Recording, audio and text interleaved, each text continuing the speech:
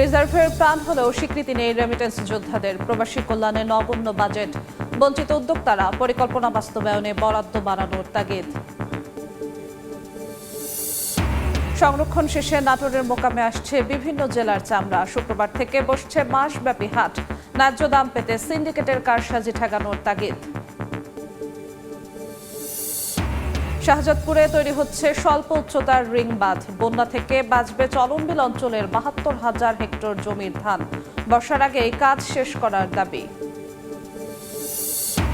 রাজশাহীর আমের কদর। দেশ জুড়ে ক্রেতা বিক্রেতাদের ভিড়ে জমজমাট বানেশ্বর হাট।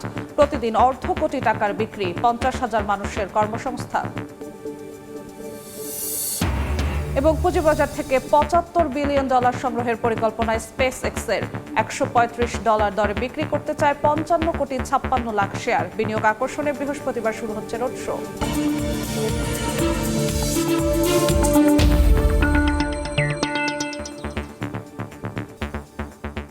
দেখছিলেন শিরোনাম। আমন্ত্রণ জানাচ্ছি দেশ ও দেশের বাইরের অর্থ বাণিজ্যের নানা খবর নিয়ে আমাদের নিয়মিত আয়োজন এ সময়ের বাণিজ্যে। আপনাদের সঙ্গে আছি আমি জিন্নাত আরা যশোয়া। আসছে বাজেটের খবর।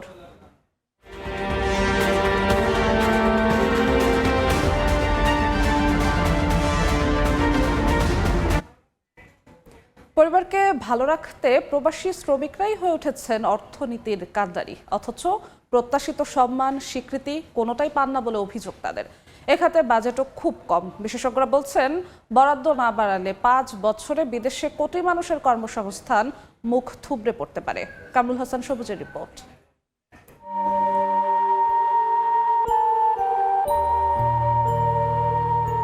সব ছেড়ে বিদেশ যাওয়ার আগে আরও একবার প্রিয়জনকে খুঁজে ফেরা, তারপর পরিবারকে ভালো রাখার প্রত্যাশায় শৈশব কৈশোর কাটানো মাতৃভূমি ছেড়ে পরবাস যাত্রা। পাঠাইলাম এখন ছেলের বিদেশ, যাতে ছেলের ভবিষ্যৎ ভালো হয়, নিজেও ভালো থাকে, আমাদেরকে ভালো রাখতে পারে। ভয় তো আছেই, তারপরও জীবিকার টানে যাচ্ছি। বিদেশ যাওয়া এসব সাধারণ মানুষের শ্রমে ঘামেই স্ফীত হচ্ছে দেশের প্রবাসী আয়, রিজার্ভের আকার। ব্যাংকে টাকা পাঠায়, ওই টাকা আমাদের দেশ, আমার নিজের দেশের জন্যই তো ভালো হয়। দেশের একটা ভালো একটা উন্নয়ন এই প্রবাসী মাধ্যমেই তো হয়, কিন্তু আসলে প্রবাসীরা ওরকম কোনো সম্মান আমার মনে হয় না পায়। বাংলাদেশ ব্যাংকের তথ্য, মে পর্যন্ত চলতি অর্থ বছরের প্রথম ১১ মাসে $৩২ বিলিয়ন ৭৬ কোটি রেমিটেন্স পাঠিয়েছেন তারা। একই সময়ে তৈরি পোশাক শিল্প থেকে এসেছে $৩৫ বিলিয়ন ৩১ কোটি। যে রেমিটেন্সটা বর্তমানে আসতেছে, এর চেয়ে এটা দ্বিগুণ করা সম্ভব যদি সরকারের কিছু কার্যকরী পদক্ষেপ নেওয়া হয়। অর্থনীতির ভিত শক্ত করা এমন তথ্য দেখার পর সামনে আসতেই পারে প্রবাসীদের আয় বাড়াতে কতটা আন্তরিক ও দূরদর্শী কর্মপরিকল্পনা নিয়ে চলছে রাষ্ট্র। আমরা সরকারের কাছ থেকে প্রবাসীদের জন্য তেমন কিছু করতে দেখি না। আজ পর্যন্ত $1 উদ্যোক্তাদের জন্য তাদের সরকার কোনোদিন অ্যালোকেট করে নাই।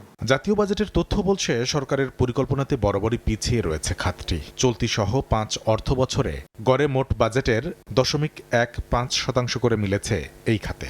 এই বরাদ্দের কোনো অংশই বেসরকারি খাতের উদ্যোক্তারা পান না বলে দাবি জনশক্তি রপ্তানিকারকদের। Without any help of the government আমরা আমাদের স্ব-উদ্যোগে আমরা চাহিদাপত্র সংগ্রহ করি। আমরা আজকে দেশের বাইরে 1,25,00,000 লোক আমরা পাঠিয়ে থাকি। এমন বাস্তবতায় প্রবাসী আয় বৃদ্ধির হাতছানিকে সহজে মুঠোবন্দী করতে বেসরকারি খাতে দক্ষ কর্মী তৈরিতে আর্থিক সহযোগিতা, প্রবাসীদের সঙ্গে রিক্রুটিং এজেন্সিকেও প্রণোদনার আওতায় আনার পাশাপাশি চাহিদাপত্র সংগ্রহে বিদেশ ভ্রমণে ডলার ব্যয়ের আনুষ্ঠানিক সুযোগ দেওয়ার দাবি তাদের। ফিলিপাইন, নেপাল ওরা স্কিল ওয়ার্কার পাঠাচ্ছে, যেখানে আমরা ম্যাক্সিমাম আমরা পাঠাচ্ছি জেনারেল ওয়ার্কার। স্কিল ওয়ার্কারের সবসময় অভিবাসন ব্যয় কম থাকে, পাশাপাশি তারা রেমিটেন্সটা বেশি পাঠায়, তাদের স্যালারি বেশি হয়। চামড়া শিল্পের উপর আপনি প্রণোদনা দিচ্ছেন, এটাকে আরও বেশি এক্সপোর্ট করার জন্য, কোয়ালিটি ডেভেলপ করার জন্য আপনি এটাকে একটা খাত বলবেন না। একদিকে বলতেছে দক্ষতার বিকল্প নাই, তাহলে এই দক্ষতা ডেভেলপমেন্টটা করবে কে? নানা সংকট পাশ কাটিয়ে এগিয়ে চলা বৈদেশিক কর্মসংস্থানকে বিশেষ গুরুত্ব দিয়ে অবশ্য কাজ করছে বর্তমান সরকার। 5 বছরে বিদেশের মাটিতে নিশ্চিত করতে চায় 1 কোটি মানুষের কর্মসংস্থান। এই আকাঙ্ক্ষা পূরণের পথে আগামী অর্থ বছরের মোট বাজেটের 1% বরাদ্দ প্রবাসী খাতে রাখার পরামর্শ বিশ্লেষকদের। আমরা সরকারের এই কর্মপরিকল্পনা বাস্তবায়ন করবার জন্য বাজেটে বরাদ্দ বাড়ানো দরকার এবং সেক্ষেত্রে 1% মোট বাজেটের বরাদ্দ দেওয়া হয়। তাও যদি সম্ভব না হয়, তাহলে বাজেটের মোট বরাদ্দের 0.05% অন্ততপক্ষে 1%-এর অর্ধেক মোট বাজেটে বরাদ্দ যদি দেওয়া যায় বাজেট থেকে, তাহলে আমরা অভিবাসন খাতের যে এখন কর্মপরিকল্পনা গ্রহণ করছি, প্রশিক্ষিত জনগোষ্ঠী প্রেরণ করব, তাহলে আমরা এই যে শ্রীলঙ্কা এবং পাশাপাশি দেশ যদি ফিলিপাইনের কথা বলি, তারা যেভাবে অল্প সংখ্যক কর্মী প্রেরণ করে প্রচুর উপার্জন করতে পারে, আমরা সেই উপার্জনটা করতে পারবো। বরাদ্দের অর্থ ব্যয়ে সরকারি টিটিসিতে বৈদেশিক শ্রমবাজারের চাহিদাকে মাথায় রেখে প্রশিক্ষণ দেওয়ারও পরামর্শ সংশ্লিষ্টদের। কিন্তু মনে করেন যারা কামরুল হাসান সবুজ, সময় সংবাদ, ঢাকা। সুবিধা হচ্ছে যে তারা insist দর্শক, আমরা প্রতিবেদনটি দেখলাম। প্রবাসীদের কল্যাণ ও রেমিটেন্স বৃদ্ধির নানা দিক ও কাজ করার ক্ষেত্রে রিক্রুটিং এজেন্সিগুলোর প্রতিবন্ধকতা নিয়ে কথা বলতে আমাদের সঙ্গে যুক্ত হয়েছেন বায়রার সাবেক সাংস্কৃতিক বিষয়ক সম্পাদক কে মোবারক উল্লাহ শিমুল। জনাব শিমুল, আপনাকে স্বাগত। ধন্যবাদ আপনাকে। আমরা আমাদের সহকর্মীর প্রতিবেদনেও দেখছিলাম বাজেটের বিষয় আসছে বাজেটে প্রবাসীদের নিয়ে, যারা আপনারা বিশেষ করে বেসরকারি খাতে যারা বৈদেশিক কর্মসংস্থান তৈরিতে সবথেকে বড় ভূমিকা রাখেন, সেখানে বাজেটে যে বরাদ্দটা দেওয়া হয় তা আপনাদের জায়গা থেকে কি মনে হয়, কতটা যথেষ্ট? আসছে বাজেটে আপনাদের প্রত্যাশাটা কি? আপনাকে বিশেষ করে সময় টিভিকে ধন্যবাদ জানাচ্ছি। প্রতি বছরই বাজেট হয়, বাজেটে প্রবাসী কল্যাণ মন্ত্রণালয় যে বরাদ্দ করা হয় সেটাতে প্রাইভেট সেক্টরের কোনো কন্ট্রিবিউশন নেই, অর্থাৎ প্রাইভেট সেক্টরকে এখানে অংশীজন হিসাবে মূল্যায়ন করা হয় না এবং প্রাইভেট সেক্টরকে কখনো সবসময় ইগনোর করা হয়। এই বাজেট সম্পূর্ণ মন্ত্রণালয়ের নিয়ন্ত্রণে, কিন্তু আমাদের প্রাইভেট সেক্টরের জন্য কোনো কিছু করা হচ্ছে না। এই বাজেট নিয়ে আমাদের যে চিন্তাভাবনা, গত বছর 885 কোটি টাকা বরাদ্দ দেওয়া হয়েছে, কিন্তু প্রাইভেট সেক্টরে কোনো সুযোগ সুবিধা পায়নি। সেটা গভর্নমেন্ট যেভাবে চাচ্ছে, আজকে প্রায় স্বাধীনতার পর থেকে প্রাইভেট সেক্টর যেভাবে শ্রমিককে বেসরকারিভাবেই কিন্তু শ্রমিক যাচ্ছে। আপনি যদি হিসাব করেন 1,50,00,000 শ্রমিকের কর্মসংস্থানের ব্যবস্থা করা হয়েছে, এটা কিন্তু সম্পূর্ণ বেসরকারিভাবে। এটা 5% কি 3% সরকার কন্ট্রিবিউশন আছে, অর্থাৎ বই ছেলে লোক পাঠায়, কিন্তু বাকি আমরাই শ্রমিক পাঠাই। এখন একটি কথা আমরা বারবার বলি যে আপনি যদি একটি হাঁসের পেট থেকে একটি সুন্দর ডিম আশা করেন, কিন্তু সেই হাঁসকে আপনি সুরক্ষা দিবেন না, হাঁসকে আপনি ইগনোর করবেন, হাঁসের সাথে আপনি সুরক্ষা দিবেন না, আপনি সাপোর্ট দিবেন না, তাহলে আপনি কী করে আপনি ডিম পাবেন? গভর্নমেন্টের লক্ষ্য হলো গভর্নমেন্ট এই অর্থ বছরে প্রায় 51.4 বিলিয়ন ডলার মার্কিন ডলার সে প্রবাসী আয় আনতে চায়। তো এই রেমিটেন্স আনতে হলে তো বেসরকারিভাবে তাদের টার্গেট প্রায় প্রতি মাসে প্রায় 90,000 শ্রমিকের কর্মসংস্থানের ব্যবস্থা। আপনারা যারা বিদেশে কর্মী প্রেরণ করেন বেসরকারিভাবে, তারা বরাবরই উপেক্ষিত এমনটা? হ্যাঁ, 100% উপেক্ষিত। এই কারণে যেহেতু সরকারের যে মূল টার্গেট যে প্রতি মাসে 90,000 শ্রমিকের কর্মসংস্থানের ব্যবস্থা করবে, সেটা এমনি হয়ে যাবে? সেটা তো প্রাইভেট সেক্টর করে। তাহলে প্রাইভেট সেক্টর যদি এই 90,000 শ্রমিকের কর্মসংস্থানের ব্যবস্থা করতে হয়, তাহলে যে প্রতিবন্ধকতা সৃষ্টি হয়, দৃষ্টিভঙ্গিটাই হলো গভর্নমেন্টের যে সমস্ত মেশিনারি আছে তাদের দৃষ্টিভঙ্গি হলো নেগেটিভ। আর এই নেগেটিভের কারণে আজকে এই শ্রমবাজার মুক্ত হয়ে পড়ছে। এখন বর্তমান সময়ের জন্য আপনি দেখেন, বর্তমান সময়ে শ্রমিক যাচ্ছে মাত্র 30,000 থেকে 35,000, কিন্তু যে সংখ্যা আগে ছিল 60,000 থেকে 70,000, ক্রমান্বয়ে এটা নিম্নের দিকে যাচ্ছে। তাই আমি আকুল আহ্বান জানাবো আপনাদের মাধ্যমে, বিশেষ করে মিডিয়ার মাধ্যমে আকুল আহ্বান জানাবো, যারা দায়িত্বে আছে আমাদের মনিটর যারা করে, দৃষ্টিভঙ্গি তাদের পরিবর্তন হতে হবে। আপনি জানেন রামিসা হত্যা হওয়ার পরে প্রধানমন্ত্রী ঘোষণা করছে যে তার শাস্তি হবে, কিন্তু গত 3 দিন আগে, বেশি দিন হয়নি, 3 দিন আগে আমাদের মন্ত্রণালয় থেকে 3টি লাইসেন্সকে আপনার ক্যান্সেল করা হয়েছে। কি জন্য? রাশিয়াতে 30 জন শ্রমিককে প্রেরণ করছে, কিন্তু সেটা তো লিগ্যালভাবে করছে। তার শাস্তি হওয়া উচিত কখন? আপনি যখনই কোনো রিক্রুটিং এজেন্সি অন্যায় করে, এই অন্যায় প্রমাণিত হওয়ার পরে দেন তাকে আপনি শাস্তি দেবেন, কিন্তু আপনি অন্যায় প্রমাণিত না হয়ে এই যে শ্রমিক আমরা বিদেশে পাঠাই, কতগুলি ধাপ আমরা অতিক্রম করে পাঠাই। অর্থাৎ আমরা মন্ত্রণালয়ের অনুমতি নিই, আপনার বিদেশে যে আমাদের দূতাবাস আছে, দূতাবাস কর্মস্থল পর্যবেক্ষণ করে সমস্ত সত্যায়নের প্রক্রিয়া শেষ করে আমরা শ্রমিক পাঠাই। সেক্ষেত্রে বাজেট বরাদ্দের যে চিত্র বা বরাবরই রিক্রুটিং এজেন্সিগুলো যেভাবে উপেক্ষিত, সরকারের যে পরিকল্পনা লক্ষ্য 5 বছরে কোটি কর্মসংস্থান তৈরি করা বিদেশে, সেটা আদৌ সম্ভব? আমি মনে করি গভর্নমেন্ট এখানে আরও ফ্লেক্সিবল হতে হবে, অর্থাৎ আমাদেরকে স্বীকৃতি দিতে হবে।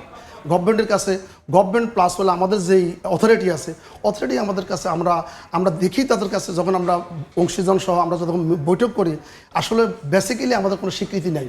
আপনি দেখেন আরএমজি আজকে যে গার্মেন্টস সেক্টর বিভিন্নভাবে প্রণোদনা পাচ্ছে এবং তারা প্রিট্যাক্স অনেক কিছু পাচ্ছে, তারা লোন পাচ্ছে, কিন্তু এই রেমিটেন্সের উপর ভর করে দেশ আজকে সচল আছে। কিন্তু আজকে যারা এই এত কষ্ট করে, এত টাকা ইনভেস্ট করে, এত পরিশ্রম করে, এত মেধা বিনিয়োগ করে বিদেশে শ্রমিক পাঠাচ্ছে, তাদেরকে কোনো স্বীকৃতি নেই এবং তাদের জন্য ব্যাংক লোন পর্যন্ত পাচ্ছে না তারা। অর্থাৎ ঋণ যদি তারা পেতে চায় তাহলে তারা বাধার সম্মুখীন হয়। অর্থাৎ এটাকে ঝুঁকিপূর্ণ সেক্টর হিসাবে ব্যাংক চিহ্নিত করেছে, যেখানে গভর্নমেন্ট বলতেছে যে এই সেক্টর দিয়েই তারা রেমিটেন্স বাড়াবে এবং দেশের অর্থনৈতিক চাকা সচল করবে। আবার অন্যদিকে আর্থিক প্রতিষ্ঠানগুলি আমাদেরকে স্বীকৃতি দিচ্ছে না। এবং আমরা যারা আজকে কষ্ট করে শ্রমিককে কর্মসংস্থান ব্যবস্থা করি, আমাদেরকে মন্ত্রণালয় এবং আমাদের যারা মনিটরিং আমরা যারা আমাদেরকে করে, তারাও আমাদেরকে দৃষ্টিভঙ্গি পরিবর্তন এখন খুব প্রয়োজন বেশি। প্রধান প্রতিবন্ধকতাগুলো কি কি রয়েছে এই মুহূর্তে আপনাদের সামনে কাজ করার জন্য? আমরা কাজ করতে গিয়ে যে প্রতিবন্ধকতা সৃষ্টি হয় সেটা হলো যে একজন শ্রমিক বিদেশ যেতে হলে ডিমান্ড আনতে হয় বিদেশ থেকে। তো বিদেশ থেকে ডিমান্ড আনতে হলে যে আমরা আইএলও সিস্টেম অনুসারে জিরো কস্টে শ্রমিক পাঠাতে হবে, অর্থাৎ জিরো কস্ট মডিউলে। কিন্তু আমরা দেখতে হবে নেপাল, ভিয়েতনাম, ইন্দোনেশিয়া, পাকিস্তান ওসব অন্যান্য দেশগুলি কীভাবে বিদেশে শ্রমিক পাঠায়। তারা কি শুধুমাত্র জিরো কস্ট মডিউলে লোক পাঠায় নাকি এখানে অর্থের প্রয়োজন রয়েছে?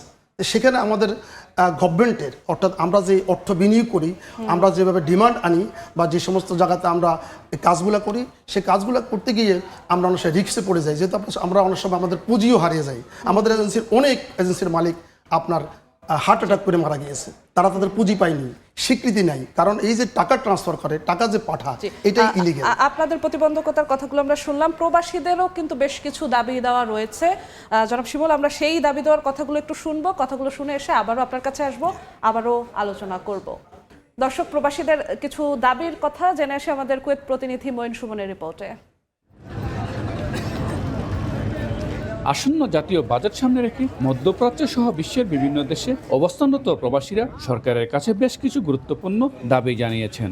তার মধ্যে অন্যতম হল রেমিটেন্স যোদ্ধা হিসেবে রাষ্ট্রীয় স্বীকৃতি প্রদান, প্রবাসী পরিবারের নিরাপত্তা নিশ্চিত করা এবং দেশে থাকা সম্পত্তি রক্ষায় কার্যকর পদক্ষেপ। প্রবাসীরা বিদেশে কঠোর পরিশ্রম করে দেশের অর্থনীতিতে অবদান রেখে চলেছেন। তাদের অভিযোগ, দেশে তাদের অনুপস্থিতির সুযোগ নিয়ে অনেক সময় জমি জমা দখল, প্রতারণা এবং হয়রানির ঘটনা ঘটে। এসব সমস্যার সমাধানে বিশেষ ট্রাইব্যুনাল গঠনের দাবি জানিয়েছেন তারা। এছাড়া রেমিটেন্সে প্রণোদনা বৃদ্ধি, বিমানবন্দরে হয়রানি বন্ধ, প্রবাসী কল্যাণ ব্যাংকের ঋণ সহজীকরণ, দূতাবাসের সেবার মান উন্নয়ন, দক্ষতা বাড়াতে প্রশিক্ষণ, স্বাস্থ্য বীমা ও সামাজিক নিরাপত্তা কর্মসূচির চালুরও দাবি জানিয়েছেন প্রবাসীরা। আগামী বাজেটে এসব দাবি বাস্তবায়নের মাধ্যমে দেশের অর্থনীতির অন্যতম স্তম্ভ প্রবাসীদের অবদান যথাযথভাবে মূল্যায়ন করা হবে বলে আশা তাদের। ই পাসপোর্টগুলো এখন হচ্ছে, সেই পাসপোর্টগুলোকে কিভাবে সহজ করা যায় সে ব্যবস্থা আমি আশা করি সরকার নেবেন। সরকারের দৃষ্টি আকর্ষণ করে বলবো, আমরা যারা প্রবাসী আছি আমাদেরকে এই হয়রানি থেকে মুক্ত করার জন্য। বিশেষজ্ঞরা বলছেন, প্রবাসী বান্ধব বাজেট প্রণয়ন করা হলে একদিকে যেমন রেমিটেন্স প্রবাহ বাড়বে, অন্যদিকে বিদেশে কর্মরত বাংলাদেশিদের মধ্যে আস্থা ও উৎসাহ বৃদ্ধি পাবে। তাদের এই দীর্ঘদিনের দাবি ও প্রত্যাশাগুলো আসন্ন বাজেটে কতটা প্রতিফলন হয় সেদিকে তাকিয়ে আছেন বিশ্বের বিভিন্ন প্রান্তে থাকা কোটি প্রবাসী বাংলাদেশি। মঈন সুমন, সময় সংবাদ, কুয়েত। দর্শক, প্রতিবেদনটি দেখছিলাম, আবারও ফিরছি আলোচনায়। জনাব শিমুল, আমরা প্রবাসীদের দাবি দেওয়ার কথা শুনছিলাম আমাদের কুয়েত প্রতিনিধির মাধ্যমে। প্রবাসীরা সেখানে বিভিন্ন দাবি দেওয়ার কথা বলছিলেন, তারা বিভিন্ন দিক থেকে বঞ্চিত, সেই কথাগুলো বলছিলেন। আসছে বাজেট সামনে রেখে তাদের এই দাবি দেওয়াগুলো পূরণ করার লক্ষ্যে কি কি পদক্ষেপ নেওয়া যেতে পারে বলে আপনি মনে করেন? গভর্নমেন্ট তো দেখলাম বিশেষ করে যারা ব্যাংকিং চ্যানেলে যাতে টাকা পাঠাতে পারে এবং যাতে হুন্ডি প্রতিরোধ করার জন্য সরকার যে প্রণোদনা দিয়েছে 2.5%, এটা আমার মনে হয় এটা চলমান থাকলেই হুন্ডিতে টাকা পাঠাতে পারবে না এবং ব্যাংকিং চ্যানেলে টাকা পাঠালে তারাও এই প্রণোদনাটা পাবে। এরপর গভর্নমেন্ট নতুন করে যেই আমরা আলোচনা দেখলাম, গভর্নমেন্ট চাচ্ছে যে এই প্রবাসীরা যাতে তাদের যদি কোনো অপ্রদর্শিত অর্থ থাকে, সেই অপ্রদর্শিত অর্থকে তারা বাংলাদেশে এনে তারা যে কোনো খাতে তারা বিনিয়োগ করতে পারবে, সে গভর্নমেন্টকে কোনো ট্যাক্স দিতে হবে না। তারপরে দেখা যাচ্ছে যে প্রবাসী ব্যাংকের মাধ্যমে লোনের একটা ব্যবস্থা আছে। তা আমার মনে হয় গভর্নমেন্ট প্রবাসীদের জন্য যেই ফ্যাসিলিটি ঘোষণা করছে, এটা আসলে আমরা সাধুবাদ জানাই এবং আমরা চাই যে প্রবাসীদের সুরক্ষার জন্য যারা বিদেশ থেকে বিদেশে অর্থ ইনকাম করে দেশে আসবে, তারা যাতে তাদের অর্থকে যাতে কাজে লাগাতে পারে তার জন্য একটা এটা প্রবাসী আর্থিক দিকটা এটা গেল, কিন্তু তাদের সামাজিক পারিবারিক যে নিশ্চয়তা সুরক্ষা সেই বিষয়গুলোর দাবি সেটা কিন্তু তারা সেটা করছিলেন। সেটা সেটা আপনাকে ধন্যবাদ। এটা তো আপনি দেখেন মাঝে মধ্যে আপনারা জানেন যে এয়ারপোর্টে আসলেই হয়রানির শিকার হয়, এটা অনেক কথা হয়। এখন এটা আসলে আমি বারবার বলি একটা কথা, দৃষ্টিভঙ্গিটা কেমন। আপনি যদি যেই ইমিগ্রেশন অফিসার আপনি আছেন, আপনার দৃষ্টিভঙ্গি যদি থাকে যে এ তো কুলি, সে কাজ করছে বিদেশে, মানে মজুরি কাজ করছে, দিন মজুরি কাজ করছে, এই দৃষ্টিভঙ্গিটা তো আপনি আমাদের কাছ থেকে এটা চেঞ্জ করতে হবে। এটা চেঞ্জ না করলে স্বীকৃতি কীভাবে আপনি দেবেন? এই জন্য আমার মনে হয় আমাদের রাষ্ট্র রেমিটেন্স প্রবাহ বৃদ্ধি করার জন্য যদি শুধু রেমিটেন্স প্রবাহ বৃদ্ধি করার জন্য যদি স্লোগান দেয় আর তাদেরকে সম্মান না করে, তাহলে তো আপনার এটা সার্থক হবে না। তা আমি মনে করি যে রেমিটেন্স যোদ্ধা যারা রয়েছে বিদেশে, তাদের যেই দাবিগুলি আছে, সরকার যথেষ্ট সচেতন, এবং আমরা যারা শ্রমিককে কর্মসংস্থানের ব্যবস্থা করি, আমরা লিগেল ওয়েতে কর্মসংস্থানের ব্যবস্থা করি। আপনাদের মাধ্যমে অনুরোধ জানাবো যে এই লিগেল প্রসেসটা যাতে গতিটা যাতে অন্তপক্ষে খুব দ্রুত হয়, কারণ একটা শ্রমিক যাওয়ার জন্য বাংলাদেশে যে আমলাতান্ত্রিক জটিলতা, এটা অনেক টাইম লাগে, যার কারণে শ্রমিক আপনার যারা যায় ভিজিট বিষয়ে ইলিগেলভাবে লোক চলে যায়, কেউ অপেক্ষা করে না। এখানে শুধুমাত্র ইলিগেল লোক যাচ্ছে, শুধুমাত্র লিগেলের যে বাধ্যবাধকতা আছে, অর্থাৎ গভর্নমেন্টের এমন কিছু কিছু জিনিস আছে, আপনার মেডিকেলে হয়রানি হচ্ছে তারা, ট্রেনিংয়ে হয়রানি হচ্ছে, ফিঙ্গারপ্রিন্টে হয়রানি হচ্ছে, নানানবিধ সমস্যা তারা অতিক্রম করে। আমলাতান্ত্রিক জটিলতার কারণে তারা অবৈধভাবে যেতে বাধ্য হচ্ছে, অবৈধভাবে যাচ্ছে, এবং তারা সেখানে রাষ্ট্র বঞ্চিত হচ্ছে এবং আমাদের ইমেজ ক্ষুণ্ণ হচ্ছে। এবং রিকোডেন্সের মালিকদের বাইরে যারা আজকে মানব পাচার করতেছে, তারা কিন্তু আপনার অবৈধভাবে লোক পাঠাচ্ছে, কিন্তু সেটাকে দেখভাল করার মতো কেউ নেই। শুধু দেখভাল করার মতো আছে শুধুমাত্র লিগেলভাবে যারা কর্মী পাঠাবে, তারা যদি কোনো অনিয়ম করে, তারা ওখানে কোনো শ্রমিক যদি বিপদে পড়ে, তাহলে মন্ত্রণালয় অর্থাৎ আমাদের যে অথরিটি আছে তাদের লাইসেন্স বাতিল করা হবে, তাদেরকে শাস্তির আওতায় আনা হয়। আপনাদের মাধ্যমে আজকে প্রতিবাদ করতে চাই এখানে যে লিগেল মাইগ্রেশন, যারা স্মার্ট কার্ড নিয়ে গভর্নমেন্টের নিয়ম নীতি মেনে বিদেশে কর্মসংস্থানের ব্যবস্থা করা হয়েছে, 5.5 লক্ষ লোক, 4,75,000 লোক 2021 সাল, 22 সাল এবং 23 সালে মালয়েশিয়া প্রেরণ করা হয়েছিল। প্রত্যেকটা শ্রমিক গভর্নমেন্টের নিয়ম নীতি মেনে গিয়েছে, কিন্তু সেখানেও কিন্তু মানব পাচার, এই 5.5 লক্ষ লোক যারা প্রেরণ করছে, সেখানে মানব পাচার মামলা করা যারা হয়েছে। বৈধভাবে কাজ করেন রিক্রুটিং এজেন্সিগুলো, আপনিও একজন আছেন, তাদেরকে ভিজিট ভিসায় গিয়ে তারপরে সেখানের কাজগুলো করতে হয়। এই বিষয়টি নিয়ে এটা দুঃখজনক, কারণ বিজিএমই যখন বিদেশে যায় তখন তাদের একটা আইডি থাকে তাদের, কিন্তু আমরা যারা শত প্রতিকূলতার ভিতরে বিদেশ গিয়ে ডিমান্ড আনি, আমাদের কিন্তু আপনার স্বীকৃতি নেই। স্বীকৃতি না থাকার কারণে আমরা আমরা ভিজিট ভিসা গিয়ে আমরা ডিমান্ড কালেকশন করি, এটা কিন্তু ওয়ান কাইন্ড অফ ইলিগেল। তাই আমরা মনে করি সরকারের নিকট আমরা আবেদন জানাবো আপনাদের মাধ্যমে, যাতে আমাদেরকে স্বীকৃতি দেওয়া হয়।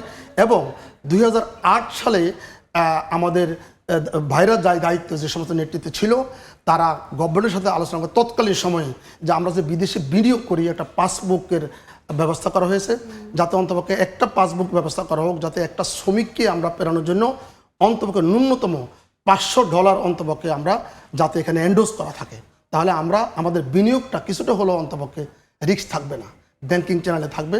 আমরা যারা উমরার কাজ করি, আমরা যারা হজের কাজ করি, আমরা কিন্তু ব্যাংকিং চ্যানেলের টাকা প্রেরণ করি এখান থেকে, কিন্তু যারা রিক্রুটমেন্ট করি তাদের সে সুযোগ নাই। তাই গভর্নমেন্ট যদি অন্তপক্ষে এইটুকু দেখে, তাহলে আমরা আমাদের বিনিয়োগটা বাড়াতে পারবো, আমরা ডিমান্ড আনতে পারবো, এবং গভর্নমেন্টের যে পরিকল্পনা আছে 1 কোটি লোকের কর্মসংস্থান ব্যবস্থা করে 5 বছরে, এটা সম্ভব। কিন্তু আপনি কোনো অবস্থাতেই আমাদেরকে ইগনোর করে, আমাদেরকে আপনি ফেলে রেখে, আমাদেরকে মামলাতে জড়িত করে, আমাদেরকে আপনি ইগনোর করে 1 কোটি লোকের কর্মসংস্থান ব্যবস্থা করবেন, ইট ইজ কোয়াইট ইম্পসিবল, এটা অসম্ভব। জনাব শিমুল, আপনাকে অসংখ্য ধন্যবাদ আমাদের সঙ্গে যুক্ত হওয়ার জন্য। Thank you. দর্শক, আমরা প্রবাসীদের কল্যাণ এবং রেমিটেন্স বৃদ্ধির নানা দিক নিয়ে আলোচনা করেছিলাম। আমাদের সঙ্গে স্টুডিওতে যুক্ত হয়েছিলেন বায়রার সাবেক সাংস্কৃতিক বিষয়ক সম্পাদক কে মোবারকুল্লাহ শিমুল। এদিকে প্রতি বছর দেশ থেকে হাজার হাজার মানুষ জীবিকার তাগিদ কিংবা উচ্চশিক্ষা গ্রহণে যাত্রা করেন বিদেশে, তবে তাদের অনেকেরই জীবিত অবস্থায় ফেরা হয় না দেশে। ভিন দেশে স্বজন হারানো পরিবারগুলোর দিন কাটে বেদনার সঙ্গে যুদ্ধ করে, থাকে না ঈদ উৎসবের আনন্দ। এমন কয়েকটি পরিবারের খোঁজ নিয়েছে সময় সংবাদ।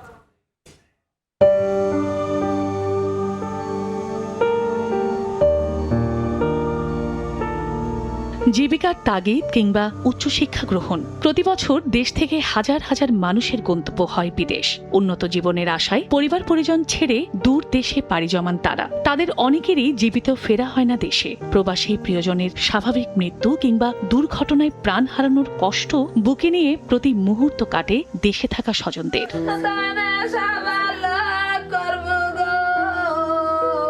পরিবারের আর্থিক সচ্ছলতার আশায় ইরাকের কুর্দিস্তান যান জামালপুরের মাদারগঞ্জ উপজেলার বজলুর রশিদ ও মনোহার আলী।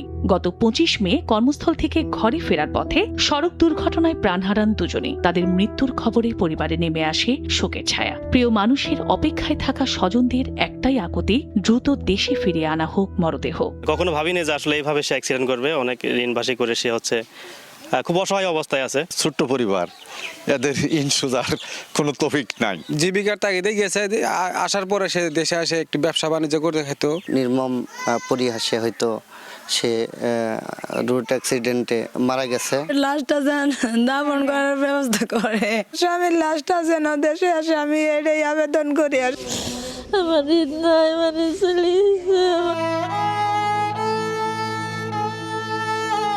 সৌদি আরবের দাম্মাম শহরের একটি প্রতিষ্ঠানে কাজ করতেন রাজবাড়ীর গোয়ালন্দ উপজেলার মুরাদ শেখ। গত 23 এপ্রিল রাস্তা পারাপারের সময় একটি বাস চাপা দিলে প্রাণ হারান মুরাদ। গত 9 মে তার মরদেহ দেশে আসলে নিজ এলাকায় দাফন করা হয়, কিন্তু দাফনের মধ্য দিয়ে শেষ হয়নি পরিবারের শোক। স্বজনহারা পরিবারে ফিকে হয়ে গেছে আনন্দ। এই ঈদের পরে আসার কথা ছিল বাড়িতে, তা তো আসতে পারলো না। কষ্ট ভোগ করতেছে, আনন্দ নাই আর কি। আমাদের ঈদ কি আর হয়, আনন্দ আর নাই। পরিবারের সঙ্গে ছুটি কাটিয়ে 3 মাস আগে মালয়েশিয়ায় ফিরে যান কুমিল্লার বুড়িচংয়ের খোরশেদ আলম। স্বাভাবিক কর্মজীবনে ফিরে গেলেও হঠাৎই হৃদরোগে আক্রান্ত হয়ে 17 মে সন্ধ্যায় মৃত্যু হয় তার। 22 মে দেশে পৌঁছায় তার মরদেহ। পরিবার জানায় বিদেশি কোম্পানির কাছে খোরশেদের পাওনা রয়েছে। সরকারের পক্ষ থেকে কোনো রকম হেল্প বা যেটুকু করা সম্ভব যদি করে তাহলে সবচেয়ে ভালো হয়, কারণ আমার ছোট একটা ছেলে আর মেয়ে 3 জন আছে। আমি তো জানি না যে ছেলে আমার মারা যাবে, আমার ঈদে আবার ঈদ কি। আমার জীবনে আনন্দ বলতে আর কিছুই নাই।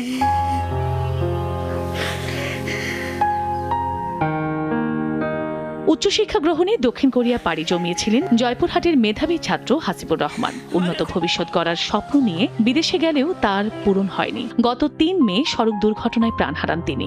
22 মে গ্রামের বাড়িতে পৌঁছায় তার মরদেহ। ছেলের স্মৃতি হাতড়ে ফেরেন বাবা মা।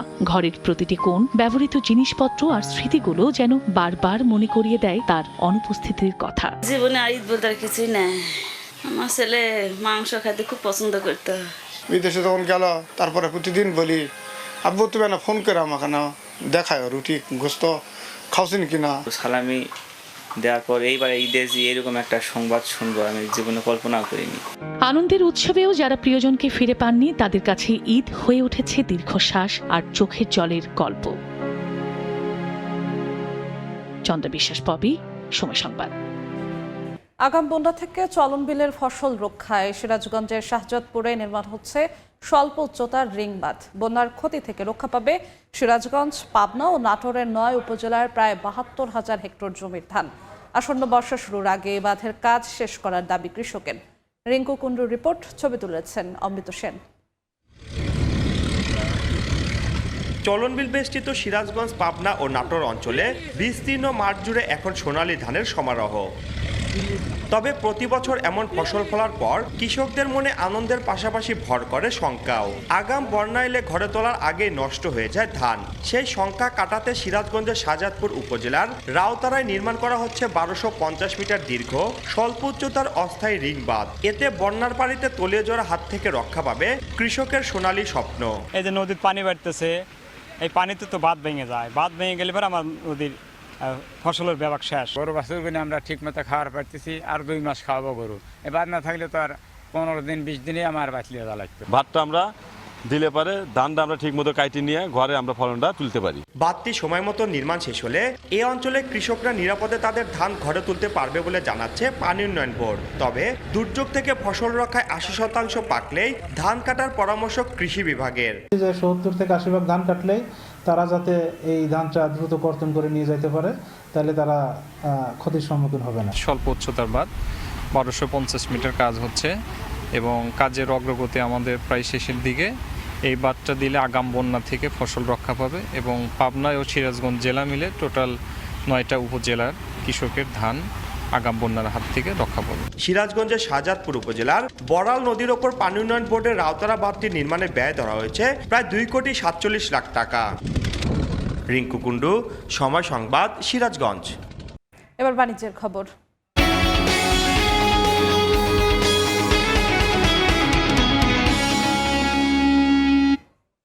দেশের বিভিন্ন জেলা থেকে চামড়া আসতে শুরু করেছে নাটোরে। শুক্রবার থেকে শুরু হবে মাসব্যাপী হাট। এই মুহূর্তে শহরের চক বৈদ্যনাথ এলাকায় আছেন সহকর্মী আল মামুন। সরাসরি যাচ্ছি তার কাছে। মামুন, দেশের দ্বিতীয় বৃহত্তম চামড়া বাজার নাটোর। নাটোরে কিন্তু বিভিন্ন জেলা থেকে চামড়া আসতে শুরু করছে। আগামী যে শুক্রবার কিন্তু ঈদের পর প্রথম সাপ্তাহিক হাট।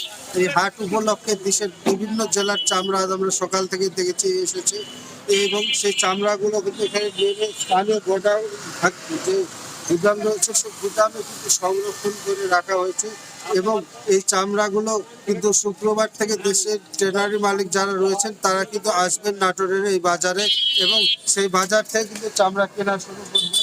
একটা বিষয় যেটি আমরা বলতে পারি যে আগামী শুক্রবার হাট উপলক্ষে কিন্তু এখনই জমজমাট হয়ে উঠেছে এই চামড়ার বাজার।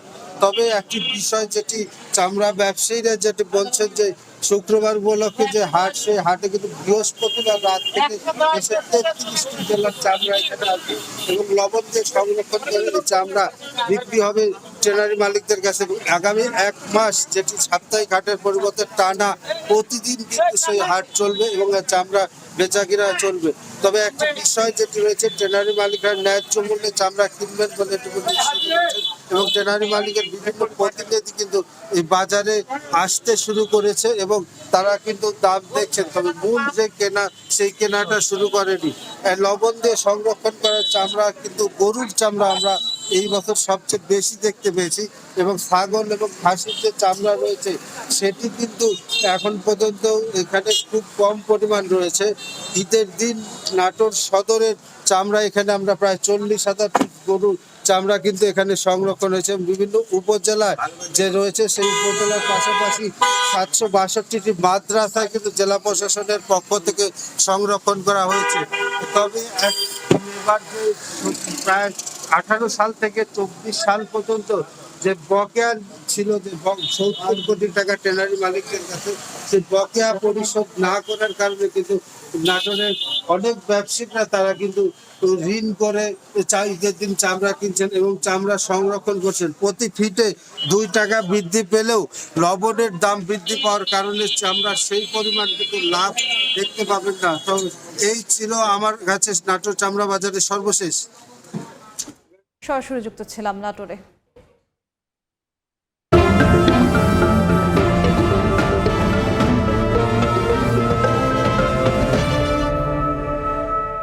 রাজশাহীতে জমে উঠেছে আমের বাজার। বানেশ্বর হাটে গোপালভোগ, ক্ষীরসাপাত ও ল্যাংড়া আম বেচাকেনা হচ্ছে প্রতিদিন অন্তত অর্ধ কোটি টাকার। এখান থেকে সরবরাহ হচ্ছে দেশের বিভিন্ন প্রান্তে। মৌসুমে কর্মসংস্থান হয়েছে অন্তত ৫০,০০০ মানুষের। হাবিবুর রহমান পাপুর ছবিতে সাইফুর রহমান রকির রিপোর্ট। গাছ থেকে আম পেড়ে রাখা হচ্ছে ঝুড়ি ও ক্যারেটে, সেখান থেকে পাইকারি বাজারে, এরপর সরবরাহ করা হচ্ছে রাজধানী সহ দেশের বিভিন্ন এলাকায়। রাজশাহীতে জমে উঠেছে আমের বাজার। জেলার বানেশ্বর হাটে প্রতিদিন অন্তত অর্ধ কোটি টাকার গোপালভোগ, ক্ষীরসাপাত ও ল্যাংড়া জাতের আম বেচাকেনা হচ্ছে। ঈদের পর হাটে ক্রেতা সমাগম কিছুটা কম হওয়ায় আশানুরূপ দাম না পাওয়ার কথা বলছেন ব্যবসায়ীরা। তবে দাম কমায় খুশি ক্রেতারা। গোপালভোগ যাচ্ছে ১২, ১৩, ১৪, ১৬, ১২, ১৮ আর ১৮,০০০, ১১০০। প্রচুর আম আমদানি, দামটা একটু কম। এখান থেকে কিনে আড়তে যা প্যাকেট হয়, আড়ত থেকে গাড়িতে চলে যায়। আম বাণিজ্য কেন্দ্র করে পুঠিয়া উপজেলায় প্রত্যক্ষ ও পরোক্ষভাবে প্রায় 50,000 মানুষের কর্মসংস্থান হয়। প্রত্যেক দিন 1 কোটির উপরও বেচা কেনা হবে। এখান থেকে যে আমগুলো বানেশ্বরে যে আসে মোটামুটি কয়েকটা জেলার থেকে আম আসে এখানে। প্রশাসন ও কৃষি বিভাগের কঠোর নজরদারির কারণে শতভাগ নিরাপদ ও রাসায়নিক মুক্ত আম বাজারজাত সম্ভব হচ্ছে বলে জানান সংশ্লিষ্টরা। প্রশাসন থেকে শুরু করে আমাদের কৃষি বিভাগ সকলেই সচেতন আছে। এক্ষেত্রে ম্যাঙ্গো ক্যালেন্ডার অনুসারে তারা কিন্তু আমটা হারভেস্ট করছে। কৃষি বিভাগের তথ্য মতে চলতি মৌসুমে রাজশাহীতে 2,44,000 মেট্রিক টন আম উৎপাদনের লক্ষ্যমাত্রা নির্ধারণ করা হয়েছে। সাইফুর রহমান রকি, সময় সংবাদ, রাজশাহী। নওগাঁর আড়তে উঠতে শুরু করেছে আম। গোপালভোগ, নাগফজলি এবং হিমসাগর আম কিনতে ভিড় করছেন ব্যাপারীরা। বিস্তারিত জানাতে সাপাহার আমের হাটে আছেন সহকর্মী আমার রকি। সরাসরি যাচ্ছি তার কাছে। রকি, জুনের প্রথম থেকেই শুরু হয়েছে এই মধু মাসের রসালোই আম বাজারজাত, এবং আমরা দেখছিলাম এই মৌসুমের যে আমগুলো রয়েছে প্রথম ধাপে গোপালভোগ, হিমসাগর, নাগফজলি এই আমগুলো বাজারে ব্যাপক পরিসরে কিন্তু উঠেছে, এবং সকাল থেকে দুপুর পর্যন্ত জমজমাট একটি কারবার রয়েছে। আমরা দেখছি নওগাঁর সাপাহারে এই মুহূর্তে এই এলাকার বড় এই আম কারবারের হাট। এখানে আমরা দেখছিলাম যে আজকে আমের যে বাজার ব্যবস্থা তা কিছুটা কম বলছেন, বিশেষ করে গোপালভোগ এবং হিমসাগর এই আম 1200 থেকে সর্বোচ্চ।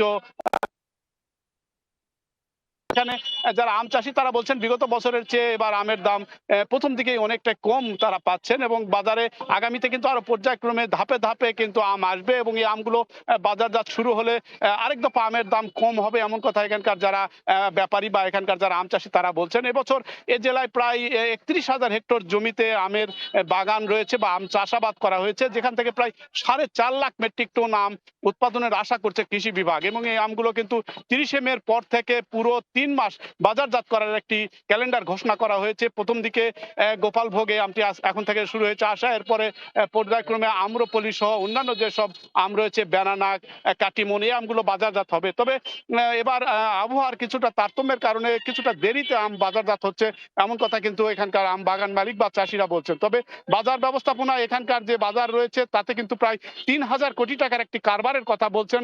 আগামীতে এই বাজারজাত কিন্তু ধাপে ধাপে এখানকার কারবারটা হবে, এবং সেই বাজারজাতকে নিশ্চিত করার জন্য জেলা প্রশাসনের পক্ষ থেকে কিন্তু ব্যাপক কর্মসূচি আমরা দেখছিলাম। তারা এখানে সভা সেমিনার করেছেন। তবে এখানে যে হাটটি বসেছে এই হাটটি আসলে নওগাঁর সাপাহারের একটি উন্মুক্ত সড়কের দুই পাশে দীর্ঘ লম্বা লাইনে কেনাবেচা হয়েছে। দেশের বিভিন্ন প্রান্ত থেকে ব্যাপারীরা এই মুহূর্তে আম কিনতে এসেছেন। তারা এই আমগুলো এখান থেকে কিনে নিয়ে দেশের বিভিন্ন প্রান্তে নিয়ে যাবেন, এবং বাজারের এখানকার যে আমের বাজার রয়েছে এই বাজারকে নিশ্চিত করার জন্য একটা টেকসই পরিকল্পনা নেওয়ার কথা বলছেন এখানকার বাগান মালিকরা। সেই সাথে যেহেতু আগামী 3 মাস একটি পর্যায়ক্রমে ধাপে ধাপে আম বাজারজাত হবে, সেই বাজারজাতে নিশ্চিত করার জন্য প্রশাসনেরও তারা সহযোগিতা কামনা করছেন। সব মিলে একটা জমজমাট কারবার কিন্তু আমরা লক্ষ্য করছি এই জুনের প্রথম থেকেই, যেটা আগামীতে প্রায় 3 মাস অব্যাহত থাকবে, এবং ভালো একটি কারবারের আশায় এখানকার বাগান মালিকরা একটা স্বপ্ন বুনছেন এবং সুষম বাজার ব্যবস্থা নিশ্চিত করার কিন্তু তাগিদ দিচ্ছেন। এই ছিল সার্বিক নওগাঁর সাপাহারে আম বেচা কেনার খবর, আমের খবর আমার কাছে। নওগাঁ থেকে যুক্ত হয়েছিলেন সহকর্মী এমআর রকি। এবার জানাবো ঢাকার পুঁজিবাজারের খবর। সরাসরি চলে যাচ্ছি ডিএসই এর ওয়েবসাইটে। এখন পর্যন্ত ঢাকার পুঁজিবাজারে 1.5 ঘন্টারও বেশি সময় হয়েছে লেনদেনের, এবং এই মুহূর্তে আমরা দেখতে পাচ্ছি 3 সূচকে রয়েছে ঊর্ধ্বমুখী প্রবণতা। প্রধান সূচক ডিএসই এক্স সূচক যদি একটু আমরা দেখি 33.87 পয়েন্ট বেড়ে 5,440.07 পয়েন্ট রয়েছে প্রধান সূচকে, এবং সরিয়া সূচক বা ডিএসই এস সূচক যেটি সেখানে 10.34 পয়েন্ট বেড়ে এই মুহূর্তে সূচক রয়েছে সরিয়া সূচক 1099.62 পয়েন্ট, এবং বাছাইকৃত যে সূচক ডিএস30 সূচক সেই সূচকে ঊর্ধ্বমুখী প্রবণতা রয়েছে। সেই সূচকে এখন পর্যন্ত ঢাকার পুঁজিবাজারের লেনদেনে 11.73 পয়েন্ট বেড়েছে, এবং পয়েন্ট রয়েছে এই মুহূর্তে 2061.53 পয়েন্ট। অর্থাৎ এখন পর্যন্ত ঢাকার পুঁজিবাজারে আজকে যে 1.5 ঘন্টারও বেশি সময় লেনদেন হয়েছে সেখানে 3 সূচকে এখন পর্যন্ত ভালো পরিমাণে পয়েন্ট বৃদ্ধি পেয়েছে। এবং যদি বলি যেসব কোম্পানিগুলো আজকে ঢাকার পুঁজিবাজারে লেনদেনে অংশগ্রহণ করেছে সেসব কোম্পানিগুলোর শেয়ারের দামের কথা যদি একটু দেখি, 272টি কোম্পানির শেয়ারের দাম বেড়েছে, 59টি কোম্পানির শেয়ারের দাম কমেছে এখন পর্যন্ত লেনদেনে, এবং 54টি কোম্পানির শেয়ারের দাম এখন পর্যন্ত পূর্বের কার্যদিবসের মতোই অপরিবর্তিত রয়েছে। এবং একটু যদি আমরা সেই শুরু থেকে দেখাই, সকাল 10টায় ঢাকার শেয়ার বাজারে লেনদেন শুরু হয়েছে। আমরা প্রধান সূচকের চিত্রটি দেখতে পাচ্ছি। সকাল 10টা থেকে কিন্তু ঊর্ধ্বমুখী প্রবণতায় রয়েছিল এবং 1 ঘন্টা লেনদেনের পর 11টার দিকে কিছুটা নিম্নমুখী প্রবণতা দেখা দিয়েছিল ঢাকার শেয়ার বাজারে প্রধান সূচকে। এরপর এখন পর্যন্ত কিন্তু আবারও সেই ঊর্ধ্বমুখী প্রবণতায় রয়েছে প্রধান সূচক। ডিএসসি এস সূচকের সেই চিত্রটিও যদি একটু দেখাই, সকাল 10টা থেকেই কিন্তু ঊর্ধ্বমুখী প্রবণতায় রয়েছিল এবং এখন পর্যন্ত বড় ধরনের কোনো পতন সরিয়ে সূচক এবং প্রধান সূচক কোনোটিতেই দেখা যায়নি। DS30 সূচকেও আমরা দেখতে পাচ্ছি একটু ভিন্ন চিত্র। সকাল থেকে DS30 সূচক বা বাছাইকৃত সূচকে ঊর্ধ্বমুখী প্রবণতা ছিল এবং কিছুটা বেলা বাড়ার সঙ্গে সঙ্গে কিছুটা নিম্নমুখী প্রবণতা হলেও এখনো কিন্তু পয়েন্ট বাড়তির দিকে রয়েছে 3 সূচকে। এবং এখন যদি একটু বলি, এই প্রায় 2.25 ঘন্টার লেনদেনে ঢাকার শেয়ার বাজারে আজকে লেনদেন হয়েছে 586 কোটি 84 লাখ টাকা এখন পর্যন্ত। আমরা একটু দেখতে চাই যে কোন কোম্পানিগুলো কত টাকা এখন পর্যন্ত ঢাকার পুঁজিবাজারে আজকে লেনদেন করেছে এবং কারা এগিয়ে আছে। আমরা একটু সেই চিত্রটাও একটু দেখাতে চাই। টপ 20তে আছে কোন কোম্পানিগুলো। যদি দেখি, একমি পেস্টিসাইডস লিমিটেড, এই কোম্পানিটি এখন পর্যন্ত ঢাকার পুঁজিবাজারে লেনদেনে এগিয়ে আছে এবং এখন পর্যন্ত এই কোম্পানিটি ঢাকার পুঁজিবাজারে লেনদেন করেছে 16 কোটি 83 লাখ টাকা।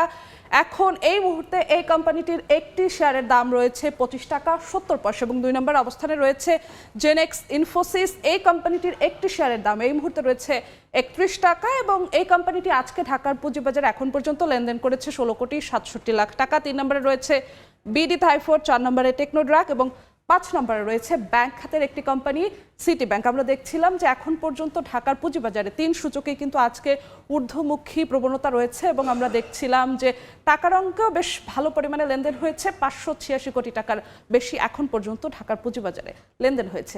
তো এখন পর্যন্ত এই ছিল ঢাকার পুঁজিবাজারের সবশেষ আপডেট।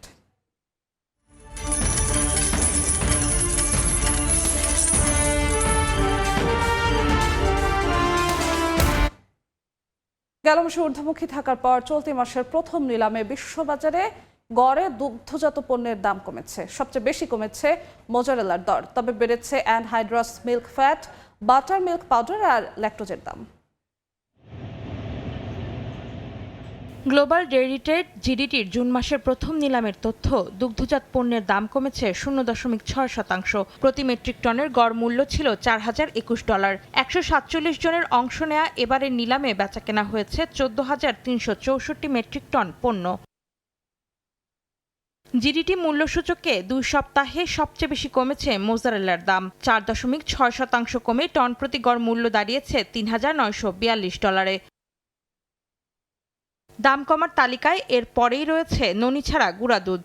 গেল নিলামের তুলনায় 3% কমে প্রতি মেট্রিক টন বেচাকেনা হয়েছে $3,457। আর 2.2% কমে যাওয়ায় টন প্রতি ননিযুক্ত গুঁড়া দুধের মূল্য নামে $3,706। এদিকে 2 সপ্তাহে সবচেয়ে বেশি বেড়েছে অ্যানহাইড্রাস মিল্ক ফ্যাটের দাম। 5.3% বেড়ে এই পণ্য বেচাকেনা হয়েছে $6,668। আর 4.6% কমে প্রতি মেট্রিক টন ল্যাকটোজের দাম চড়েছে $1,608। 3% বেড়ে মঙ্গলবার বাটার মিল্ক পাউডার টন প্রতি বেচাকেনা হয়েছে $3,578। আর 1.2% বেড়ে মাখন বিক্রি হয়েছে $5,734। ঊর্ধ্বমুখী ছিল চেডারের দামও। অন্তরাসেন, সময় সংবাদ। বাংলাদেশ সহ 60 দেশের ওপর নতুন শুল্ক আরোপের পরিকল্পনা করছে ট্রাম্প প্রশাসন। দেশগুলোর ওপর 10 থেকে 12.5% পর্যন্ত অতিরিক্ত শুল্ক আরোপ করা হতে পারে। মার্কিন বাণিজ্য প্রতিনিধির দপ্তর জানিয়েছে, বাধ্যতামূলক শ্রমের মাধ্যমে তৈরি পণ্য আমদানি নিষিদ্ধকরণের আইন কার্যকর করতে ব্যর্থ হওয়ায় কানাডা, মেক্সিকো, তাইওয়ান ও যুক্তরাজ্যের পণ্যের ওপর 10% শুল্ক আরোপের প্রস্তাব দেওয়া হয়েছে।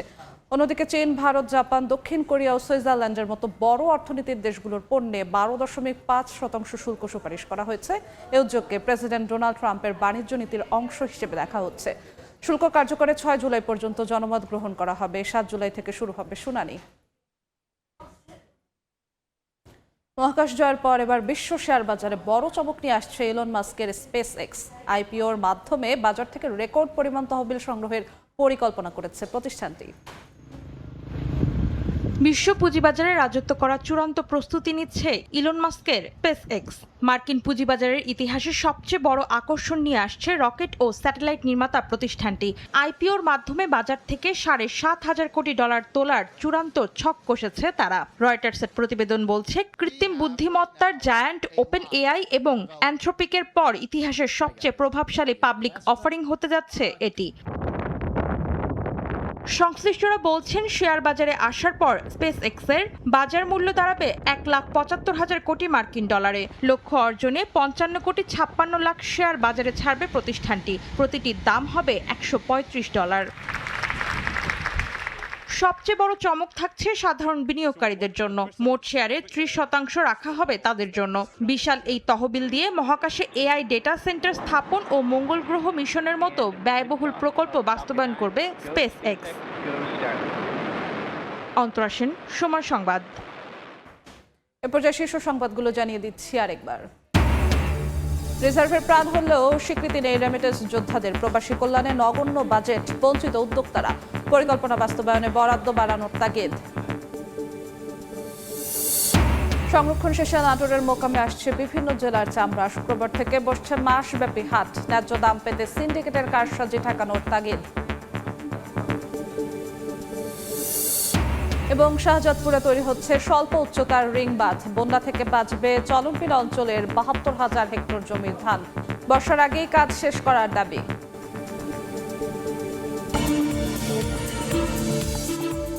এই ছিল সময়ের বাণিজ্যের পর দুপুর 12টার সময় সংবাদ নিয়ে সঙ্গে থাকবেন সহকর্মী রোজা চৌধুরী। ধন্যবাদ যশোয়া। দুপুর 12টার সময় সংবাদ নিয়ে আসছি কিছুক্ষণ পর, সঙ্গে থাকুন সময়।